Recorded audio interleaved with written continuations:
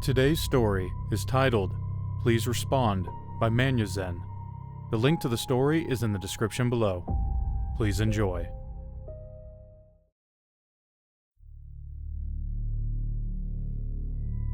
To be honest, I have no idea why I'm even writing this, or who I'm writing it for. Maybe no one. Maybe myself. Maybe the empty air around me. The dust floating in the sunlight like tiny ghosts. I keep asking myself why I bother, but the truth is simple. I need someone, anyone, to hear me. If you're reading this, then please respond to it. I've been alone for far too long now, and have no idea what to do. My name is Ralph, and I lived in the middle of bumfuck nowhere on the outskirts of a small middle America town you wouldn't be able to point out to on a map, even if you lived 2 towns over. We aren't known for anything, and nothing happens here. It's a quiet place with nothing to do but make your own fun. Not that I ever really did. I didn't do much with my life. I have no education, no job, no friends. Nobody in my life, as it were. I was a total nobody. Somebody you'd see at random and never think of again. I lived in a rundown trailer I inherited from my uncle after he passed away. I'm not even sure the land it sits on is legally mine. The place always smelled faintly of dust, old carpet, and the stale remains of cheap beer. It wasn't much, but it was familiar. Most days, I didn't do anything worth remembering. I'd wake up too late, scroll through YouTube, eat cereal straight from the box, and wander around town just to feel like I existed. I watched people talk, laugh, argue, live all from a distance, like I was behind glass. Nothing strange happened. No weird lights in the sky. No sirens. No warnings. No gut feeling telling me the world was about to snap in half. Just life. Quiet, boring life. Then, it was the morning everything changed. I woke up groggy, rubbed my eyes, and shuffled to the fridge for milk and cereal. I sat down on the couch, bowl in hand, and turned on the TV to watch the afternoon news. There was nothing. And I mean nothing. Not even static. No sound, no picture. Just my own reflection staring back at me from the dark screen. I flipped through the channels, one after another, faster and faster, until I was practically stabbing the remote. Every channel was the same. Empty, silent, dead. I remember sitting there, cereal getting soggy, heart beating a little too fast, but I shrugged it off. Maybe the cable box died. Maybe the network was down. Maybe it was just one of those random outages that happen in small towns where nobody cares enough to fix anything quickly. I ate, I got dressed, and then I decided to go into town. Not because I needed anything, but because the loneliness gnawed at me in ways hunger never could. The moment I stepped outside, something felt wrong. The air was too still. The wind, usually whispering through the trees, was silent. The world felt paused, like someone had hit a cosmic freeze-frame button. I got into my old Toyota, the clunker I got for my 16th birthday, and started driving. The engine rattled like it always did, comforting in its own pathetic way. Then, I saw the first cars, parked in the middle of the road, the doors wide open, engine still running. Then another, and another. By the time I reached town, it looked like a scene from a movie. Cars laid abandoned, some idling, some with doors hanging open, Some crashed lightly into curbs or lampposts. Shopping carts left in the middle of the street. A stroller tipped over on the sidewalk. A coffee cup spilled on the ground, still half full, as if someone had dropped it mid-sip. But no people. Not one. Not a voice, not a footstep, not even the wind. Some stores were open, some shut, and just nothing. It felt like time had stopped, like the world had exhaled and forgotten to inhale again. I tried calling the police. No answer. I tried again. Nothing. I drove to the station. Empty. The hospital. Empty. The fire station. Empty. Everywhere I went, the same crushing silence. I don't know how long I laid on the cold floor of the fire station. Hours, maybe. My tears echoed in the empty building, each drop sounding like a tiny explosion in the silence. I remember thinking, I must be dead. This must be my personal hell. When I finally pulled myself together, I drove home. Fast. Faster than I ever pushed that shitbox before. Desperate, I jumped on my computer and posted everywhere I could. Twitter, Reddit, Facebook, forums, comment sections. Anywhere that someone might have a pulse and actually respond to tell me I'm not insane for noticing the emptiness that surrounded me. But the only responses were bots. Automated nonsense. Scheduled posts. Empty words from empty programs. Days passed. I kept trying, kept hoping, kept screaming into the void. Nothing. What the fuck do I do? I thought to myself. Eventually, I gave up. Acceptance came slowly, like rot. But once it settled in, I realized something strange. I could do anything. Maybe it was a distraction from what had become with the world. Maybe it was my way of delving deeper into my delusions. I robbed a bank.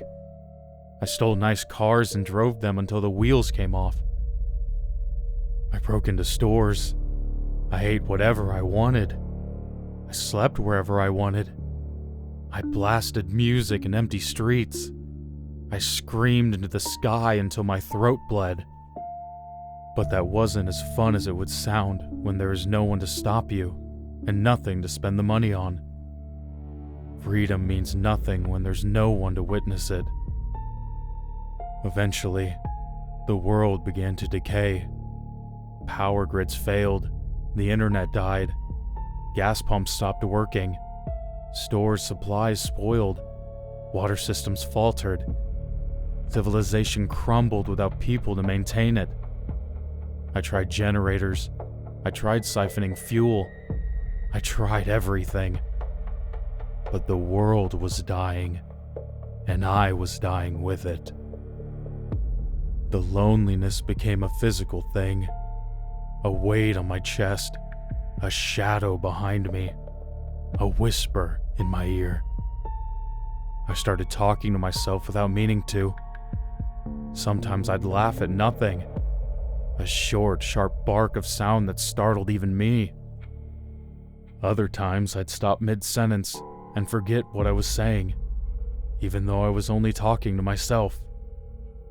The silence wasn't just quiet. It was oppressive. It had weight, almost as if holding me down and choking the air out of my lungs. Felt like it was leaning in, listening, waiting. I started filling it with noise. Radios playing static. TV showing blank screens. Conversations with empty rooms. I talked to the walls, to the furniture, to the shadows, pretending they were people, pretending I wasn't alone. One night, I woke up convinced someone was standing in my doorway. A silhouette, tall, unmoving, watching me. My heart hammered so hard I thought it would burst. I blinked, and the shape dissolved into darkness. I told myself it was just my imagination, but the fear lingered like a bad taste. Another time, I walked through the grocery store and heard footsteps behind me. Slow, deliberate, matching my pace. I spun around, ready to see someone, anyone, but there was nothing. Just the echo of my own movement bouncing off empty shelves. I started forgetting things. I'd leave a room and come back minutes later, confused about why I'd left in the first place. I'd misplace objects and swear someone else had moved them. I'd wake up in different parts of the trailer without remembering how I got there. Once, I found myself sitting on the kitchen floor with my back against the fridge, holding a can of soup I don't remember picking up. The loneliness became a physical ache. It sat in my chest like a stone, heavy and cold. Some days I couldn't get out of bed. Other days I'd pace for hours, walking in circles until my legs shook. I'd talk to my reflection in the mirror, asking it questions, begging it to answer. Sometimes, I pretend it did. There were moments where I felt like I was disappearing, like my mind was fraying at the edges. I'd stare at my hands and wonder if they were really mine. I'd press my nails into my skin just to feel something real, something that proved I still existed. It wasn't about hurting myself. It was about making sure I wasn't fading away. One night, I sat in the middle of the street, surrounded by abandoned cars, and screamed until my voice broke. I screamed at the sky, at the empty houses, at the universe. I screamed until I couldn't breathe. When I finally stopped, the silence rushed back in, swallowing my voice like it had never existed. Why was I even screaming? Did I have a reason? Maybe I tried calling out to a god who might not longer exist, or doesn't care. I started imagining conversations. I walked through town and pretended people were still there. I'd say "excuse me" when I passed empty spaces. I'd nod at shadows like they were neighbors. I'd whisper good morning to no one. It made me feel less alone, even if it was a lie. Sometimes I'd hear faint noises, a door creaking, a distant cough, a soft laugh, and I'd freeze. My heart would be racing, hoping it was real, although it never was. My mind was filling the void with ghosts, visions, empty promises of seeing the one thing I needed. People. The worst moment came when I found myself talking to someone who wasn't there. I was sitting on a bench outside the library, and I started telling a story, a stupid story about my uncle's old truck. Then halfway through, I realized I was speaking to an empty space beside me, as if someone were sitting there listening. I even paused, waiting for them to respond. When they didn't, something inside me cracked. I cried for hours, not loud sobbing, just quiet, shaking tears that wouldn't stop. I cried until my face hurt, until my throat was raw, until I felt hollow. I don't know how much time has passed since then. Days blur together, nights stretch on forever. Do I sleep too much or not at all? I eat when I remember to. I talk to myself constantly now, not because I want to, but because the silence feels like it's trying to swallow me whole. Maybe I'm going insane. I don't know. I don't care. With no one here, what does it really matter? Who would miss me? What bad could I do with ending it? Some say you die twice. Once when you physically pass away, then another when you are forgotten. This time, I was forgotten before my death.